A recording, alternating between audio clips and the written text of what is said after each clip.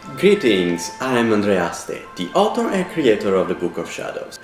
Today we are in the most magical of the places, the Alchemist Tower, where we are about to have our first tarot tea party in company of a very special friend, Stephen Bright, tarot reader, tutor and creator. Hi Stephen, how are you? Hi Andrea.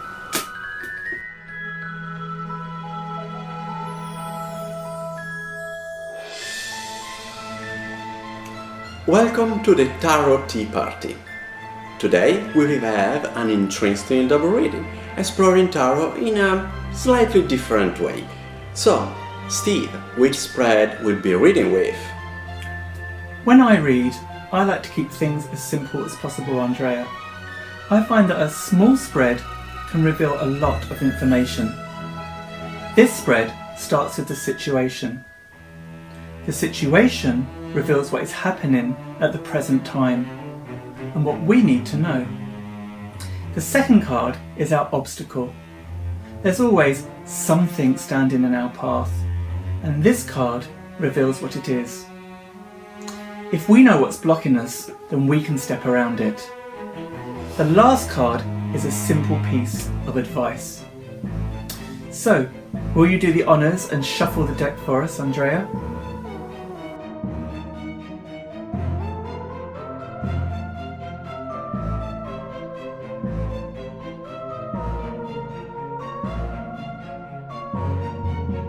Okay, let's turn it. The Wheel of Fortune. Ah, your Wheel of Fortune. So tell me, who are the different characters around the wheel? I notice that you have some kind of king at the bottom. Taking inspiration from the bestiaries of Middle Ages, I depicted the Wheel of Fortune as a parody of power. Kings and emperors are portrayed as strange and grotesque beasts. The winged animal on the top of the wheel is still wearing his crown, while the one on the bottom is losing it. The animal on the right is rising on power, the one on the left is falling down. At the center of the card there is the Dharma chakra, the wheel of Dharma, one of the most powerful and articulated symbols for different Indian religions, such as Hinduism, Buddhism, Jainism and Sikhism. The moving wheels symbolizes the movement of cosmic order and our ability to cut through all obstacles and illusions. I wanted to give the card a double meaning. The cosmic law that says that everything is a consequence of what we think, do and say, following the Buddhist tradition, and at the same time I wanted it to represent the capricious will of Goddess Fortuna, blind and not at all fair, following in this way the Latin tradition. Everyone can choose what they prefer. Many people see this as a card of luck or of prosperity, and for some it can be. But in this position it speaks of cycles. What goes up must come down, and what or who sits at the bottom of the pile is sure to soon rise. There are many cards of change in the tarot, Andrea, none more fluid than this one. As our situation, this card suggests that there is something which is consistently altering, something which we might find hard to keep up with. Times are changing, and right now things may feel out of our control. What have we drawn for the obstacle, Andrea? The Two of Wands. Oh, such a beautiful representation of the Two of Wands. When you made this card, what did you intend the butterflies to symbolize? Interesting question, Stephen. Actually, I wanted to create a contrast. On one side we have the suits of swords, cold steel, sharp edges, the world of humans. To the other side, the suits of wands, nature, the endless cycle of life, and so on. Thus, The wands are growing flowers and leaves, and butterflies are flying all around. I think butterflies' metamorphosis, its life cycle, from caterpillar, chrysalis and butterfly, represents one of the most powerful symbols of rebirth. I really like it a lot. I love uncomplicated minor cards. It's interesting to see the Two of Wands as our obstacle, but when we think about our situation, maybe not so much. The Two of Wands can be about choices and decisions. It's about making plans for the future.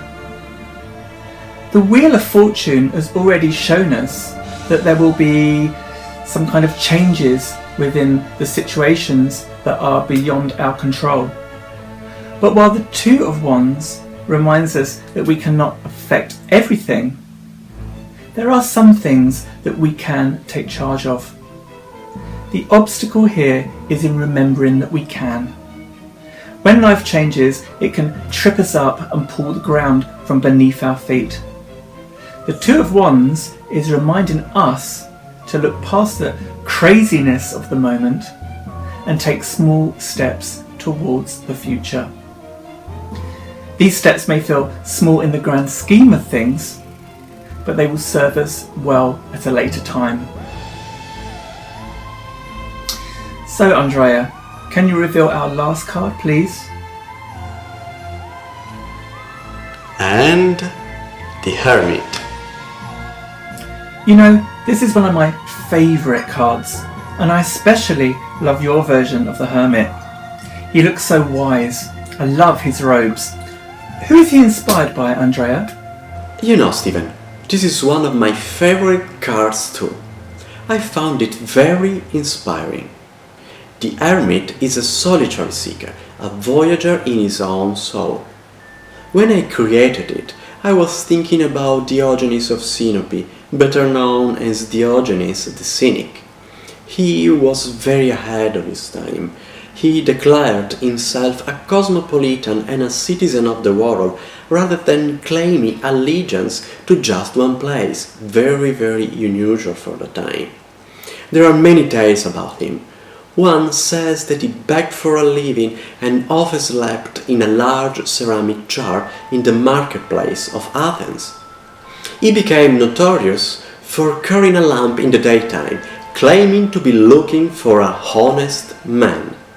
I was also thinking about Rumi, a 13th century Persian poet and Sufi mystic. He was a wise man. His words inspired many men across centuries. I love his attitude toward truth and life. He wrote this poem. Truth was a mirror in the hands of God. It fell and broke into pieces. Everybody took a piece of it and they looked at it and thought they had the truth. Interesting. I also noticed that there is a plant at the bottom of your image. Does it have some kind of symbolic meaning within this card?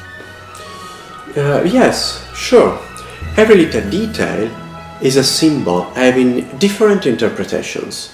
And so the plant reminds us that when we are looking for our truth, even in the deep of our solitude, we are never alone. We are never totally alone, We are in this world. We are surrounded by nature, and nature is a wise teacher.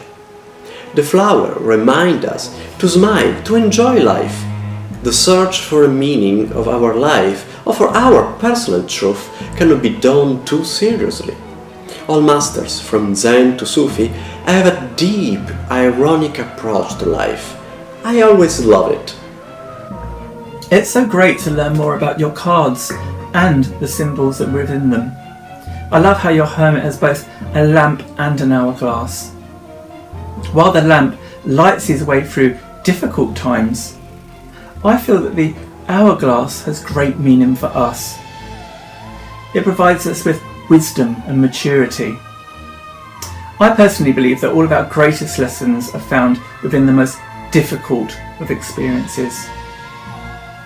And the Hermit here suggests that the challenging times that we are experiencing in the present moment are actually our most important teachers.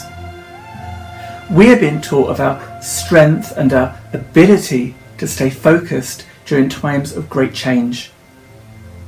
This is something that we must learn, that we can stand on our own 2 feet and make plans and decisions, even when it feels as though we cannot.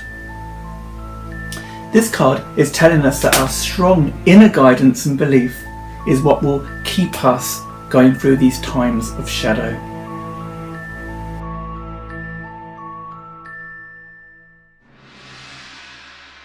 Thank you, Steven, for participating to our first Tarot Tea party. Thank you, Andrea. It's been wonderful to be here. Bye-bye, everybody. And thanks all of you for watching. If you like it, please subscribe and share. I would love to hear from you, so please leave your comments below and let me know what you think. See you next time, where we'll unveil some more mystery of tarot. So, be sure to come back, and till time, bye bye. See you soon.